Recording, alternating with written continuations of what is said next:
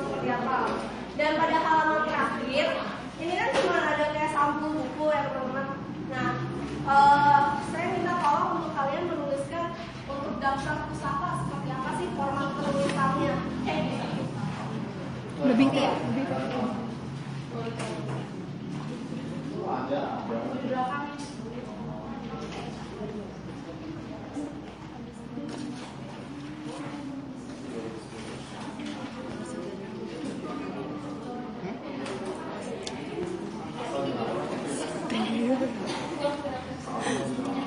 Ini sengaja deh, sengaja.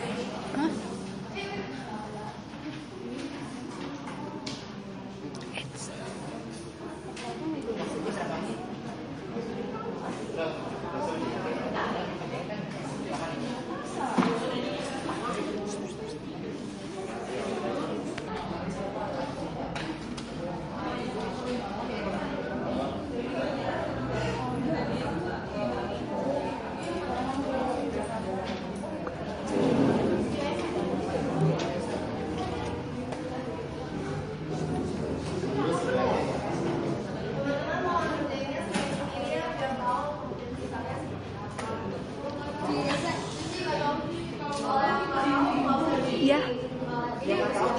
Ini juga iya.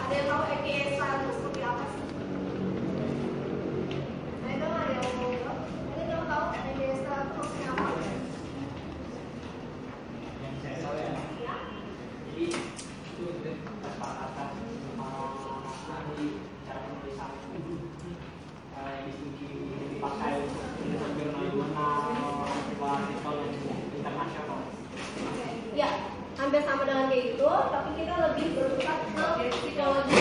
Jadi jurnal, laporan, artikel dan sebagainya yang tentang psikologi, karena kan PPA kan Association Psychology. Sampai kapan sih? Nah, disingkat saja istilahnya tentang format penulisan laporan. Nah, laporan itu bisa aja ada proposal, laporan penelitian. Nah, sekarang saya sedikit ingin membahas tentang proposalnya aja dulu. Nanti ya ada lagi tentang laporan. Jadi format penulisan laporan, halaman paling depan apa sih? Jadi ada sebuah laporan, proposal, sampul. Ternyata tuh di APA itu ada aturan loh, cara penulisan sampul seperti apa. Cara penulisan sampul yang pertama, kalau berdasarkan APA itu harus ada lambang dari organisasinya. Kalau kita sekarang pakainya UPRIDA, jadi lambang UPRIDA. Berdasarkan dari buku penulisan skripsi, laporan halaman sampul itu lambang UPRIDA harus berukuran 5 kali 2,5 cm. Itu ukuran yang harus digunakan ketika kalian membuat seminar proposal, laporan seminar proposal itu ataupun laporan skripsi. Jadi harus berukuran 5 kali 2,5 cm. Setelah itu di bagian bawahnya ada judul penelitian dengan jumlah kata maksimal 16 kata. Hurufnya harus kapital dengan spasinya ganda. Bentuk tulisannya Times New Roman 14 dan ditebalkan atau di bold. Setelah itu kalian bisa explain bahwa maksud dari usulan penelitian. Kalian mau bikin laporan itu tujuannya buat apa? Misalkan untuk seminar ya, seminar proposal untuk menyusun skripsi S1 program studi psikologi dengan bentuk penulisannya Times New Roman 12 dan di bold. Gitu. Lalu di bawahnya lagi ada nama mahasiswa, nama kalian yang membuat. Misalkan Gloria. Ditulis lengkap namanya Gloria, ya. Terus ukurannya Times New Roman 12 dan di bold. Jangan lupa kalau untuk nama juga diikutsertakan dari NIM kalian. Jadi NIM-nya diikutkan. Terus instansi yang dituju. Di bawahnya itu ada kepada fakultas Dia namanya Gloria. di Wacana. Terus bawahnya lagi Jakarta dengan bentuk penulisannya Times New Roman 14 dan di bold juga.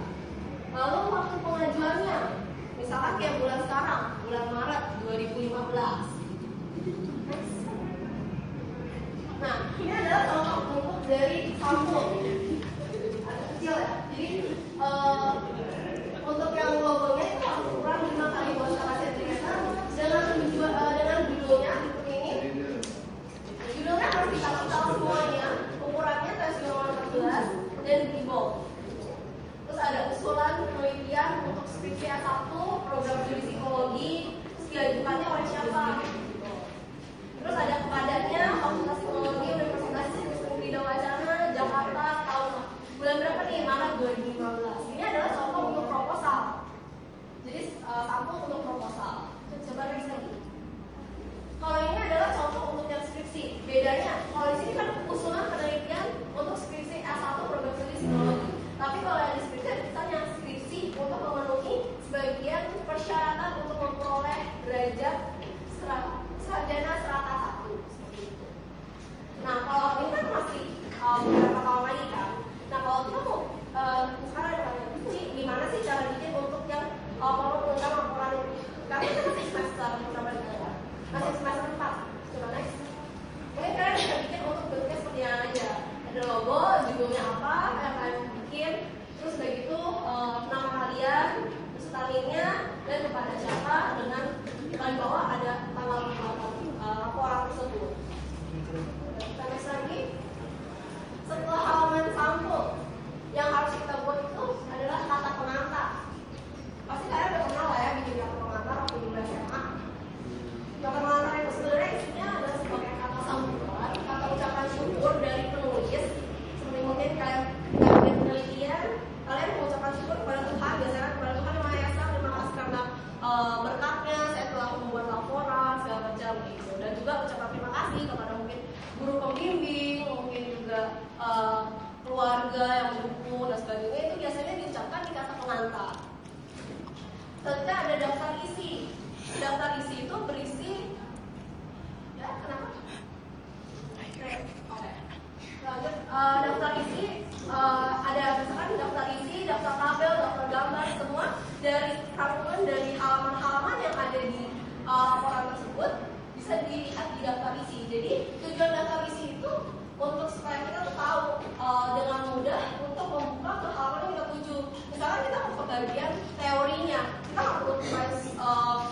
lembaran tiap lembaran biar tahu awal mulanya dari mana, tapi kita bisa lihatnya di daftar isi. Makanya dari sebuah laporan itu sangat penting adanya daftar isi.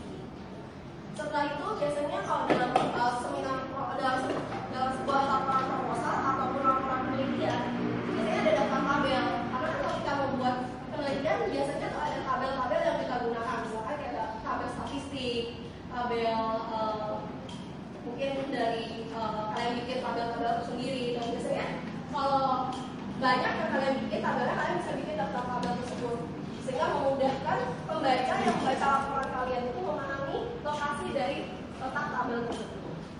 Selanjutnya ada daftar gambar. Mungkin daftar tabel dan daftar gambar ini kalian belum pernah dengar kali ya, atau belum pernah bikin. Nah, hampir sama sih daftar gambar dengan daftar tabel fungsinya hampir sama untuk memberitahukan lokasi gambar dari mana. Tapi kalau misalkan daftar tabelnya jumlah tabelnya nggak terlalu banyak, misalkan 1 atau 2 tabel aja, ya kalian tidak perlu untuk membuat daftar tabel. Next. Selanjutnya abstrak. Sebenarnya kalau di proposal itu belum ada abstrak, tapi kalau di skripsi makanya sedikit cuplikan untuk yang laporan penelitian ya. Di laporan penelitian itu harus ada abstrak. Abstrak itu seperti ringkasan dari isi makalah atau penelitian tersebut, seperti ada tujuannya. Nih, abstrak terdiri dari masalah penelitian, responden, metode penelitian, hasil penelitian, dan kesimpulan. Mungkin kalian udah sering baca-baca jurnal, jadi udah tahu kan ya juga penelitian harus ada subjeknya, harus ada metodenya, harus ada masalah penelitiannya, dan tentunya ketika kalian mengadakan penelitian harus ada kesimpulan dan hasil. Jadi di abstrak itu ketika kalian membaca, misalkan kalian mau membaca sebuah jurnal, biasanya yang cara paling mudah untuk kalian tahu isi dari penelitian tersebut, kalian bisa membaca abstraknya. Cara untuk membaca abstraknya, saya lihat di sini abstrak itu menggunakan bahasa Indonesia dan bahasa Inggris. Jadi dalam membuat skripsi, kalian harus membuat 2 abstrak, karena abstrak Indonesia dan juga abstrak dalam bahasa Inggris. Dengan persyaratan penulisannya kurang lebih 150 kata dan dibentuk dalam satu paragraf yang dicetak miring, dan bentuk penulisannya harus roman 11, spasinya 1 saja. Kalau yang lain kan biasanya 2, spasinya 2 atau multiple gitu. Kalau ini 1 aja. Terus kata kuncinya terdiri dari 3 sampai 5 kata. Jadi kalau kalian tadi lihat di printesnya ada abstrak, terus di bawahnya ada tulisan kata kuncinya. Nah, persyaratannya itu harus 3 sampai 5 kata kunci. Mungkin sampai sini ada yang mau ditanyain dulu? Ya? Tadi saya mau nanya yang selain yang ditunjukin contoh laporan depan itu, nah itu logo bedanya itu 5 kali 2,5. Kalau untuk contoh itu karena mungkin slide-nya nggak cukup ya, jadi kita bikinnya seperti itu. Bukan kalau 5 kali 2,5 jadi gepeng ya? Ya, tapi aturannya yang begitu sih, kemungkinan. Kalau kalian pun itu bakal 2,5 kali 5. Ya, ya.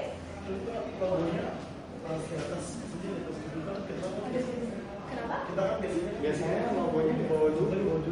Nah, kalau untuk laporan penelitian seperti skripsi ataupun proposal, syarat di UPRIDA adalah logonya di atas.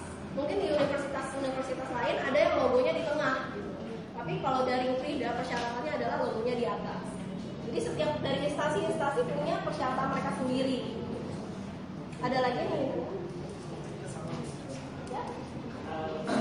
Itu penulisan kepadanya itu kapital atau enggak? Kalau tulisan kepada itu tidak perlu kapital. Dia hanya di kapital sana, hanya kapital psikologi Universitas Trisakti Wacana Jakarta. Itu kan dikapitalkan dan juga bagian dulu. Sisanya yang lain tidak perlu kapital. Bersama untuk daftar isi itu selalu ya, kalau daftar isi selalu di halaman ketiga ya. Berarti halaman pertamanya papernya juga gitu ya. Kalau daftar isi, kalau kalian lihat di tadi yang udah itu, coba balik ke daftar isi. Daftar isi. Next. Coba lihat daftar isi. Romawinya 3. Tapi belum tentu dia selalu 3.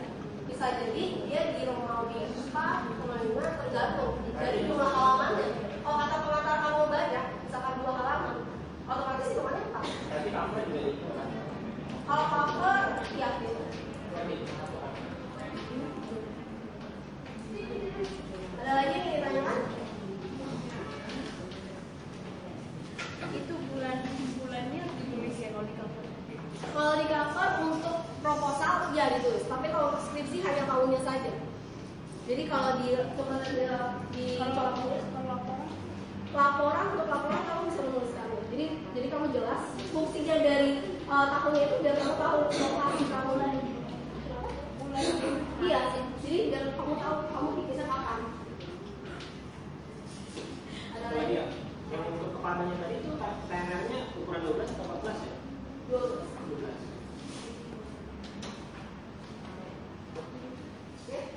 Ada lagi yang ingin ditanyakan atau kita bisa lanjut? Lanjut. Oke. Udah sampai abstrak. Kalau abstrak kan hanya ada di laporan skripsi aja atau laporan hasil penelitian. Nah, tapi di proposal pun harus ada bab 1, 2, dan 3. Bab 1 apa sih? Bab 1 itu adalah pendahuluan. Jadi di bab 1 itu ada latar belakang, 1.2 tujuan penelitian, 1.3 itu adalah masalah penelitian. Nah, 1.1 latar belakang itu berisi kondisi ideal, kondisi real, identifikasi masalah, dan perumusan masalah. Mungkin selama ini kalian masih bikin latar belakang yang latar belakang mau bikin penelitian ya mungkin karena saya melihat banyak kriminalitas di Jakarta itu sangat gimana kan. Nah, untuk melakukan sebuah penelitian itu harus ada kondisi ideal. Biasanya kondisi ideal itu diisi dengan teori. Kayak misalkan teori behavior atau teori apa, misalkan kamu memiliki tentang hal tersebut. Itu menggunakan teori. Jadi ideal dari suatu kondisi itu seperti apa gitu? Misalkan kondisi idealnya seorang mahasiswa datang ke kampus, belajar, sosial gitu. Tapi realnya misalkan jarang masuk ke kampus ataupun lagi di kelas malah main handphone ataupun malah ngobrol sama temannya bukannya akan belajar. Terus identifikasi masalahnya secara umum. Melihat kondisi ideal dan kondisi real berbeda. Ada terus bisa kalian isi di identifikasi masalah jurnal-jurnal atau penelitian lain yang berhubungan dengan penelitian misalkan ya mahasiswanya emang jarang kalau di kelas kan emang suka males gitu kalau di kelas gitu. Nah ternyata ada penelitian lain bilang kok ternyata banyak juga mahasiswa dengan teori tersebut dengan penggunaan metode pembelajaran ini mahasiswanya menjadi lebih aktif atau apa gitu. Selain identifikasi masalah itu membagikan antara kondisi ideal dengan kondisi ideal. SG3R kan? Setelah kalian melihat adanya perbedaan antara kondisi ideal dan kondisi ideal tersebut, kalian bikin perumusan masalahnya seperti apa?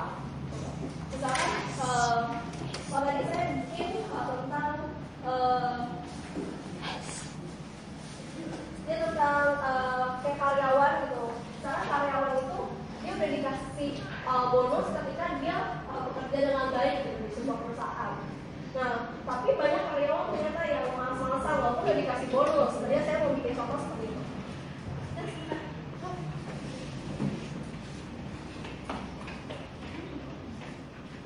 Kita lanjut dulu aja, biar mereka nanti kerja sendiri. Misalkan seperti itu. Nah, terus saya membuat rumusan masalah. Apakah hubungan antara misalkan bonus yang didapatkan dengan kinerja karyawan tersebut? Jadi kalian membuat sebuah pertanyaan untuk penelitian kalian. Kalian mau mengarah penelitian tersebut seperti apa? Misalkan kalian mau buat sebuah penelitian tentang hubungan atau tentang pengaruh seperti itu. Itu adalah sebuah pertanyaan dari kalian. Selanjutnya adalah tujuan penelitian. Tujuan penelitian ini harus sesuai dengan rumusan masalah yang kalian bikin. Misalnya kayak tadi saya bilang, apakah hubungan antara orang penelitian ada dua macam manfaat? Itu ada manfaat teoritis dan manfaat praktis. Manfaat teoritis biasanya seperti ini ya. Sebenarnya kalian juga nanti bakalan dapat sih untuk di mata kuliah fanti ataupun wali. Tapi aku sedikit memberikan cuplikan aja. Kalau misalkan kalian ada yang masih belum ngerti, mungkin mau ditanyain dulu. Atau kita mau lanjut? Oke, lanjut di bab 2. Bab 2 ini baru namanya penjelasan penjabaran mengenai teori yang kalian pakai. Emang tadi di bab 1 udah ada teori yang di kondisi ideal. Tapi kalau di teori yang untuk bab 2 ini lebih menjabarkan teori apa yang kalian pakai. Biasanya dalam penelitian ada tiga misalnya teorinya satu nih tentang papasan kerja. Tapi kalian pakai tiga tokoh yang menjabarkan tentang teori tersebut. Ada teorinya, aspek-aspek apa yang kalian gunakan, faktor yang mempengaruhinya, seperti itu. Nah, setelah dari teori yang kalian punya, masuk ke dinamika penelitian. Dinamika penelitian ini sebenarnya yang paling penting sih dalam sebuah penelitian, karena itu cara berpikir kalian untuk melakukan penelitian. Jadi dari teori, dari fenomena yang kalian dapat, seperti itu. Nah, kalian mau melakukan penelitian seperti apa? Itu adalah jabaran tentang pemahaman kalian mengenai penelitian ini. Selanjutnya baru ada hipotesis. Jadi hipotesis itu nggak masuk di bab 1, nggak masuk setelah kalian bikin kondisi ideal, kondisi real, identifikasi masalah, rumuskan tujuan, langsung bikin hipotesis, nggak gitu. Tapi harus dijabarin dulu identifikasi masalahnya, terus dinamika penelitian yang harus dijabarin dulu. Nih pemikiran saya seperti ini, sehingga saya membuat hipotesis seperti ini. Jadi lebih jelas. Jadi hipotesis itu masuk di bab 2. Ya, ada yang mau ditanyain? Ya. Kan itu di bab 2 kan teorinya itu bisa dipakai macam-macam. Tapi kalau di bab 1 latar belakang kondisi idealnya itu hanya diperbolehkan pakai teori saja atau boleh? Kamu boleh pakai teorinya lebih, tapi yang itu dengan penelitiannya. Jadi boleh lebih dari satu yang mana? Kamu boleh, yang penting mendukung dengan materi yang kamu pakai. Kalau biasanya sih untuk seminar proposal, bahkan bukan cuma satu kita pakai. Kalau untuk proposal biasanya dalam satu paragraf dua minimal, dua pemahaman orang yang misalnya hasil penelitian pakainya dua misalnya gitu. Untuk biasanya bab 1 itu untuk seminar proposal kita pakai 10 jurnal bahasa Inggris. Jadi nanti ketika kalian skripsi itu kalian akan diminta untuk 10 biasanya ya 10 jurnal bahasa Inggris untuk mendukung latar belakang kamu untuk membuat penelitian. Ada lagi yang ingin ditanyakan?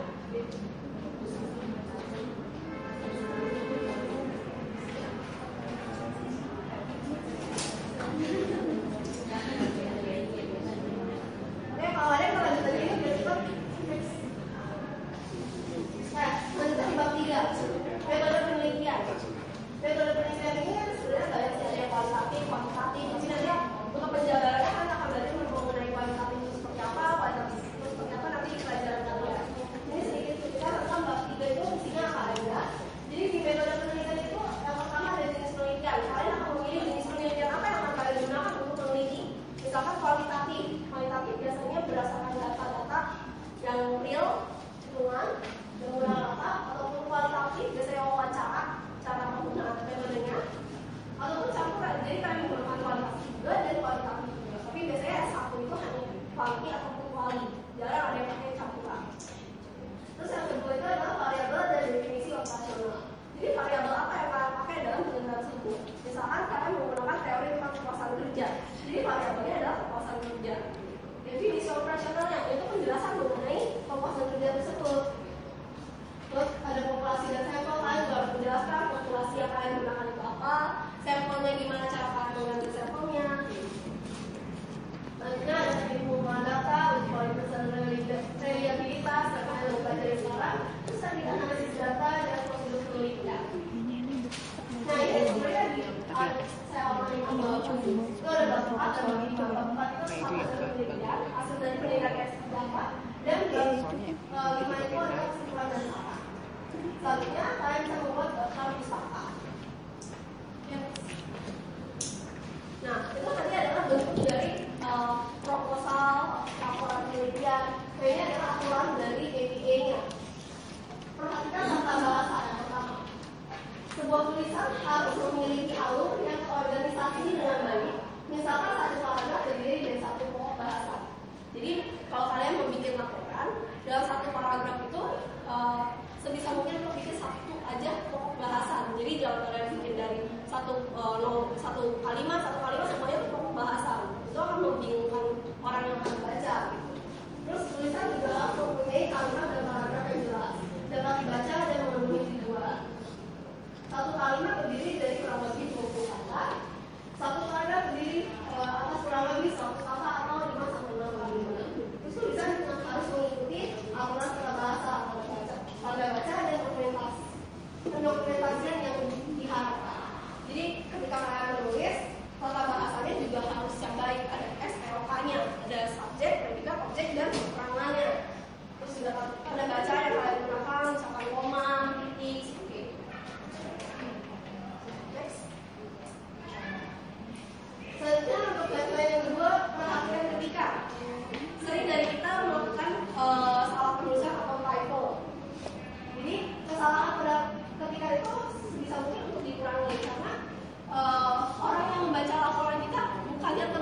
pada hasil penelitian kita ataupun metode yang kita gunakan dan sebagainya, tapi terpusat pada typo yang kita buat. Biasanya orang kita typo yang salah nih, kita malah jadi terpusat untuk membacain typonya, bukan membacain hasil penelitiannya. Maka dari itu kalian ketika membuat laporan sebisa mungkin untuk menghindari typo. Selanjutnya adalah konsisten. Jadi ketika kalian membuat sebuah laporan, ketika kalian menggunakan kata subjek,